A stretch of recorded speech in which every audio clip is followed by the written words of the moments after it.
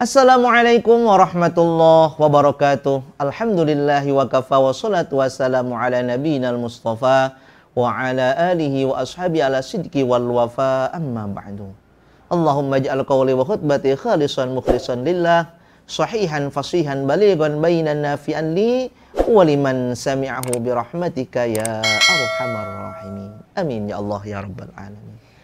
Kaum muslimin dimanapun Anda berada, rahimakumullah. Alhamdulillah, masih dalam suasana bulan Rabiul Awal.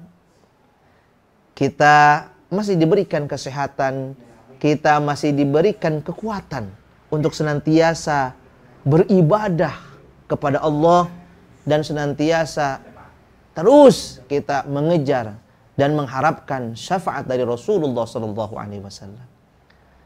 Hadirin kaum muslimin rahimakumullah, berbicara tentang Rasulullah SAW, seorang panutan yang luar biasa sempurna.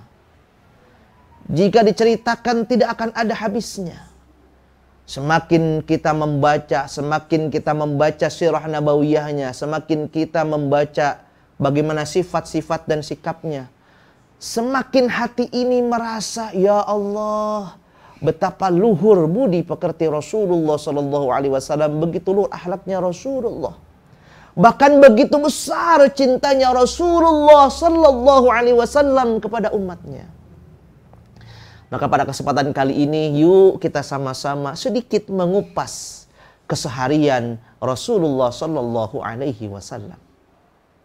Hadirin kaum muslimin rahimakumullah, Nabi Muhammad SAW di dalam ayat dikatakan ketika Rasulullah, "Qul innama ana basyarum mithlukum yuha ilayya annama ilahukum ilahu wahid." Al-ayah, sadaqallahul adzim. Al-Kahfi 110. Qul, katakanlah, innama ana basyarum mithlukum, sesungguhnya aku ini manusia seperti kalian. Bedanya apa? Yuha ilayya, aku diberi wahyu. Meskipun Rasulullah berkata beliau adalah manusia biasa, tapi kalau kita lihat kesehariannya, Masya Allah. Dimulai dari bangun tidur Rasulullah SAW. Walaupun dalam hadis mengatakan ketika Siti Aisyah dikatakan, ya Aisyah, bagaimana tidurnya Rasulullah? La tanamu aini wa la yanamu qalbi. Ya. Mohon maaf.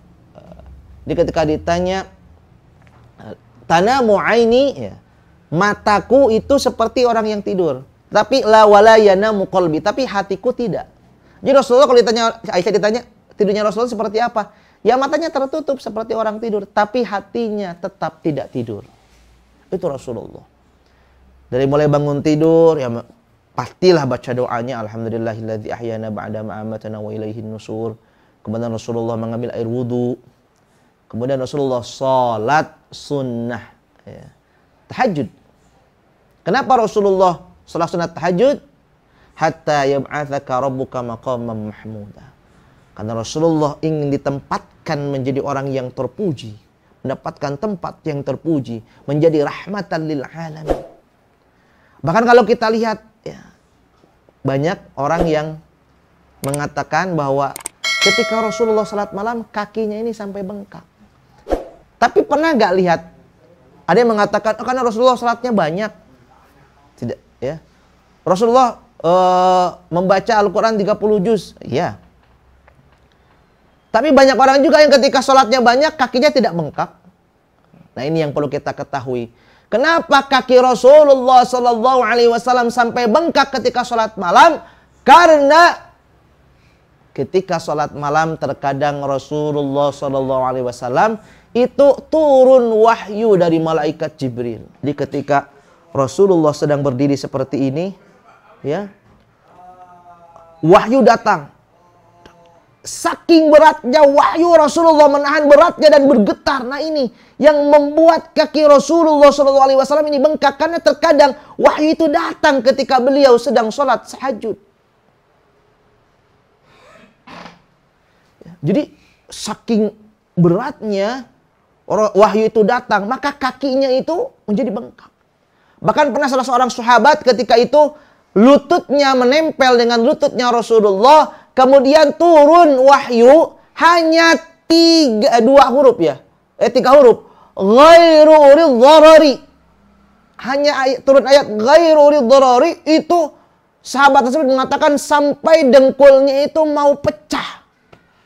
Masya Allah. Nah ini salatnya Rasulullah SAW seperti itu.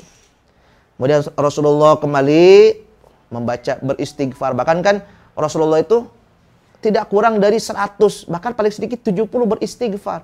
Astagfirullahaladzim, astagfirullahaladzim. Nah kita orang banyak dosa, istighfar aja jarang. Gitu mau masuk surga, come on. Sadar ya, Masya Allah. Kemudian setelah Rasulullah beristighfar, membaca doa-doa, terkadang Rasulullah SAW pun menunggu sambil menunggu adzan, dan ketika itu Bilal datang, ya Rasulullah waktunya sholat, baru Rasulullah pergi ke masjid mengimami sholat subuh. Dan Rasulullah terbiasa sholat sunnah qabliyah fajar. Maka ketika itu kan ada yang sering kita tahu ya, bahwa ketika Rasulullah ditanya oleh sahabat, ya Rasulullah, aku ini banyak hutang, lalu bagaimana supaya hutang-hutangku lunas? Setelah engkau sholat sunat fajar, bacalah tasbihnya para malaikat, subhanallah wa bihamdihi walhamdulillah wa la ilaha illallah wallahu akbar. Ya. Subhanallah walhamdulillah wa la ilaha illallah wallahu akbar, astagfirullah. Subhanallah wa bihamdihi subhanallahil adzim. Subhanallah wa bihamdihi subhanallahil adzim, astagfirullah. Ya. Nah, itu maka Rasulullah sholat sunat. Kemudian baru berjamaah mengimami para sahabat. Selesai itu Rasulullah sholat, kemudian wirid. Setelah selesai sholat subuh, nah ini kebiasaan Rasulullah bertanya atau mengabsen para sahabatnya. Barangkali ada sahabat yang tidak hadir ketika itu. Oh, si fulan kemana nih? Kalau ditanya, si fulan kemana? Oh ya Rasulullah nih, si fulan 3 hari udah gak hadir berjamaah, kemana? Oh ya Rasulullah, si fulan sedang pergi, sedang musafir mungkin. Didoakan oleh Rasulullah, ya Allah mudah-mudahan selamatkan perjalanannya, mudah-mudahan apa yang dia inginkan, apa yang dia hajatkan terkabul. Didoakan oleh Rasulullah. Kemudian kalau ditanya, si fulan kemana, ada yang sakit, Rasulullah menjenguk. Nah ini kebiasaan Rasulullah setelah sholat. Nah, ini. Maka sering ditiru juga oleh para jamaah ya, kita di masjid terkadang banyak, si fulan, bapak ini kemana? Oh bapak ini sakit, yuk kita jenguk sama-sama. Itu yang dicontohkan oleh Rasulullah SAW. Lalu Rasulullah tidak langsung beranjak setelah bertanya, lalu melanjutkan membaca ya wirid pagi, itu dzikir pagi. Kemudian salat sunat fajar, salat sunat syuruk, kemudian 2 rakaat.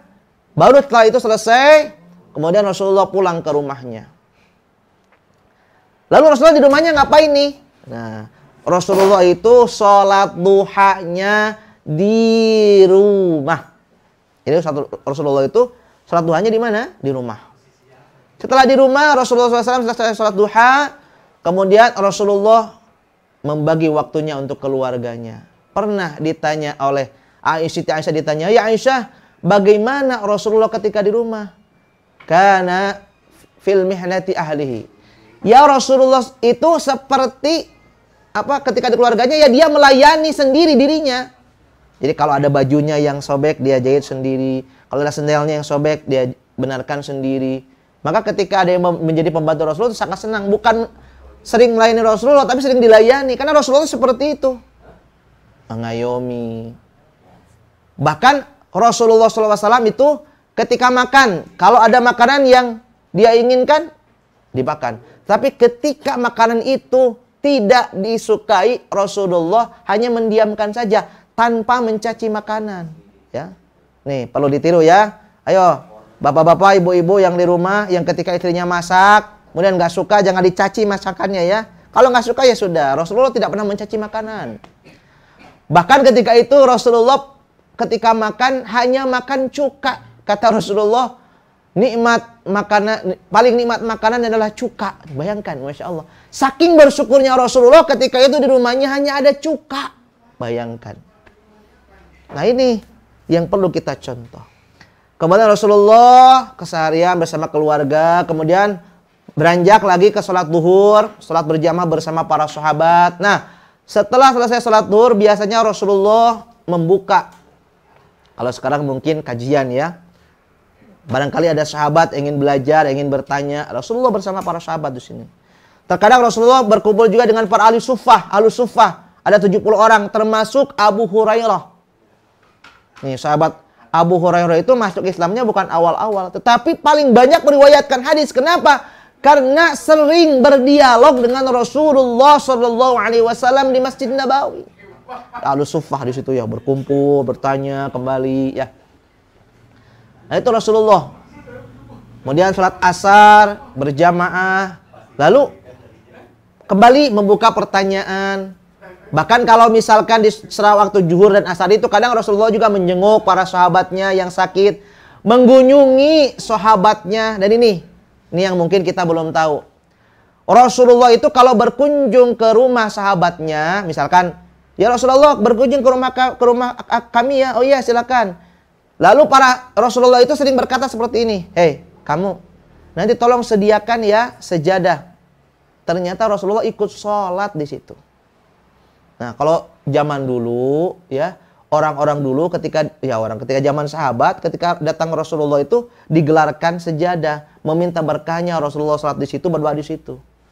Zaman sekarang beda, ketemu orang alim, ketemu habaib, minta selfie.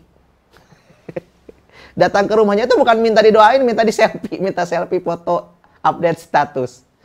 Kali-kali Bapak Ibu nanti kalau kedatangan orang alim, ulama, ya sok sediakan sejadah. Barangkali ulama tersebut atau kiai tersebut atau ya orang alim tersebut ingin ikut sholat lalu berdoa di situ, insya Allah dapat keberkahan. Dan pakai tempat tersebut untuk sholat tahajud. Itu ada contohnya Rasulullah ketika sahabat itu menggelar sejadah, Rasulullah sholat di situ, maka oleh sahabat tersebut dijadikan tempat ibadah. Ya, jadi di waktu asar, di waktu duhur, asar itu seperti itu. Berkunjung ke para sahabatnya, menengok orang sakit. Dan memang kesan Rasulullah SAW di syiar itu lebih kepada dakwah untuk dakwah. Kalau ketika itu tidak ada perang ya. Kemudian salat maghrib berjamaah, lalu antara maghrib dan isya, beliau banyak berzikir. Nah, kemudian dari isya sampai setelah sholat isya, maka Rasulullah ini ketika sholat isya, Rasulullah SAW itu melihat kalau sahabat sudah berkumpul banyak, karena kan para sahabat ada yang berniaga juga, ada yang berdagang, ada yang berusaha. Ketika sudah penuh, baru Rasulullah kadang Rasulullah itu mengakhirkan isyanya, bukan sampai enggak, tapi misalkan isya sekarang jam 7, kadang Rasulullah itu sholat jam 9 isyanya, karena menunggu para sahabat yang lain datang, berkumpul semuanya. Setelah itu Rasulullah SAW itu membuka lagi pertanyaan, belajar lagi bersama para sahabat. Barangkali ada yang bertanya, berperihal agama. Jadi luar biasa, padat sekali. Nah, ketika itu Rasulullah baru istirahat. Nah, istirahatnya Rasulullah itu ada yang mengatakan ketika sampai ke rumah, misal habis sholat isya sampai jam 11. Bahkan Rasulullah kalau ada seorang sahabat yang ingin berdiskusi bisa sampai tengah malam, larut malam Rasulullah. Kadang Rasulullah sampai jam 1, jam 2 belum tidur. Baru tidurnya jam 2, kemudian bangun kembali jam 3. Sholat tahajud. Nah, yang indahnya, kadang di sela-sela setelah sholat tahajud, Rasulullah itu kembali lagi ke tempat tidur. Untuk apa? Untuk bermesraan dengan istrinya, terutama Siti Aisyah. Masya Allah, bisa ditiru nih. Bagi para ibu bapak, ya, atau pengantin-pengantin barulah. Gitu ya. Ternyata Rasulullah itu setelah sholat tahajud terkadang ya, setelah selesai sholat tahajud ya kembali lagi ke tempat tidur ya, kadang bersama Aisyah bercanda segala macam. Masya Allah. Nah, itulah hadirin rahimakumullah, sekelumit walaupun masih banyak sekali kalau dibilang ya Rasulullah itu orang sempurna. Sehari-harinya diisi dengan ibadah, muamalah, dan sosialnya kepada para sahabat. Jadi bukan hanya ibadahnya, tapi sosialnya juga bagus. Rasulullah itu perkataannya bagus, tingkah lakunya bagus, sosialnya bagus, ibadahnya bagus. Jadi kalau nyontoh jangan yang tanggung-tanggung, ibadah bagus, ada sosialnya nggak bagus, ya celaka. Orang wah seperti pengen kelihatan orang alim, wah ahli surga, nyalah-nyalahin orang. Rasulullah nggak seperti itu ya. Rasulullah tidak seperti itu. Bahkan pernah di terakhir ketika itu Rasulullah, nah Rasulullah itu kalau malam, nih, kadang kalau tidak ada kegiatan dengan para sahabat, Rasulullah itu sering mengunjungi rumah para sahabatnya di malam hari. Tapi menyelinap-nyelinap. Pada satu ketika datang ke rumah Abu Bakar. Abu Bakar sholat malam, tapi sholat malamnya itu dilirihkan suaranya. Bismillahirrahmanirrahim. Nah, pergi ke rumah Umar bin Khattab. Umar bin Khattab ketika sholat malam, sholatnya dijaharkan. Bismillahirrahmanirrahim. Alhamdulillahirabbil alamin arrahmanirrahim. Kemudian pergi lagi ke rumah Bilal bin Rabah. Bilal bin Rabah itu sama, dijaharkan. Tetapi ketika itu membaca suratnya loncat-loncat. Misalkan rakaat pertama dia membaca Bismillahirrahmanirrahim. La tanalul birra hatta tunfiqu mimma tuhibbun. Juz 4 misalkan. Rakaat keduanya loncat lagi ke juz 5, wal musanatu minan nisa. Nah, ketika itu Rasulullah selesai melihat, kemudian paginya ditanya, "Ya Abu Bakar, kenapa engkau salat kok lirih?" "Ya Rasulullah, bukankah Allah itu mendengar semua perkataan kita? Kita tidak usah keras-keras." "Oh iya." Kemudian ditanya, "Umar, kenapa engkau kok ketika salat malam keras bacaannya?" "Untuk menghilangkan rasa was-was dan untuk menghilangkan godaan syaitan." Nanya ke Bilal, "Bilal, kenapa? Enggak kok sholat itu loncat-loncat, enggak satu surat dihabiskan." "Ya Rasulullah, aku ini senang membaca ayat-ayat yang aku senangi dan bisa menjadikan hatiku ini menjadi lebih bergetar ketika membacakan ayat tersebut." Oh, kata Rasulullah, kalian semua benar. Tuh, lihat ya. Rasulullah itu tidak gampang menyalahkan, Mas Bro. Ya. Nah, mudah-mudahan ada manfaatnya dan mudah-mudahan kita bisa mencontoh sikap dan sifat dari Rasulullah SAW kesehariannya. Terima kasih, mudah-mudahan ada manfaatnya. Ihdinas siratal mustaqim. Wassalamualaikum warahmatullahi wabarakatuh.